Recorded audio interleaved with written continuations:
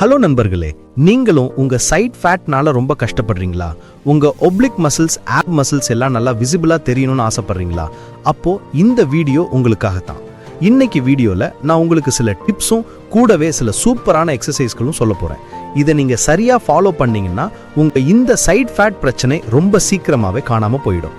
உங்க app muscles சூப்பரா விசிபிளா தெரிய ஆரம்பிக்கும். அதனால கொஞ்சம் கூட டைம் வேஸ்ட் பண்ணாம ஆரம்பிக்கலாம்.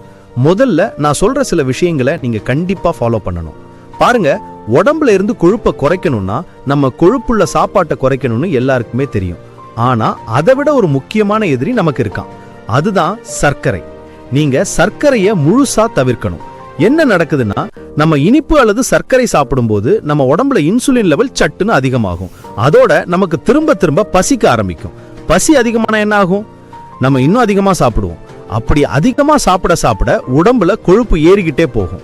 உங்களால ஒரு கேலரி டெபிசிட்ல இருக்கவே முடியாது, கொழுப்பும் குறையாது. அதனால இந்த ஒரு விஷயத்தை எப்போதுமே மனசுல வச்சுக்கோங்க, சுகரை கம்ப்ளீட்டா நிப்பாட்டுங்க. எப்போ நீங்க இனிப்பு நிறுத்துறீங்களோ அப்பவே உங்க அதீத பசி குறையறத நீங்க கவனிக்கலாம். பசி குறையும் போது நீங்க சாப்பிடுற சாப்பாட்டோட அளவும் தானா குறைஞ்சிடும். அப்படி உங்க பாடி கேலரி டெபிசிட்டுக்கு போகும், கொழுப்பும் கொஞ்சம் கொஞ்சமா குறைய ஆரம்பிக்கும். ரொம்ப குறைஞ்ச காலத்திலேயே உங்க உடம்புல நல்ல மாற்றங்களை பார்க்க முடியும்.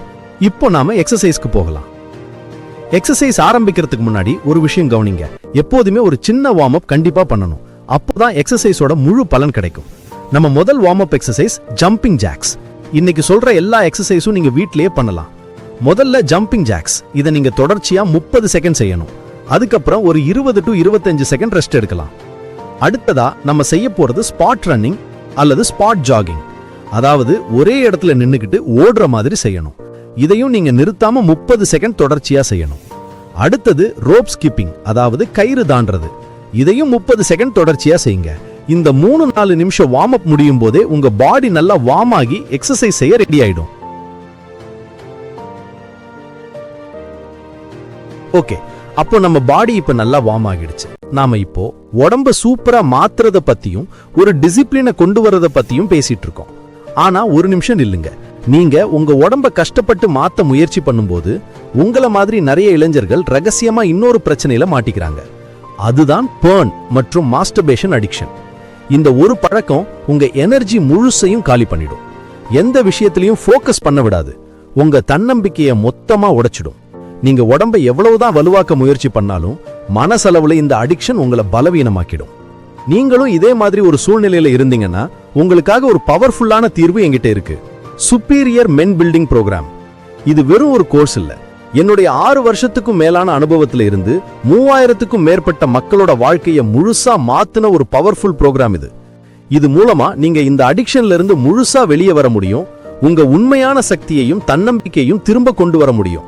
உங்க உடம்புக்காக நீங்க போடுற இந்த கஷ்டமான உழைப்பை இந்த ஒரு கெட்ட பழக்கத்துக்காக வீணாக்காதீங்க. உங்க வாழ்க்கையோட கண்ட்ரோலை திரும்ப எடுக்க இதுதான் சரியான நேரம். இப்பவே இந்த வீடியோவோட டிஸ்கிரிப்ஷன்லயும் பின்டு கமெண்ட்லயும் இருக்கிற லிங்கை கிளிக் பண்ணுங்க, ப்ரோக்ராம்ல ஜாயின் பண்ணுங்க.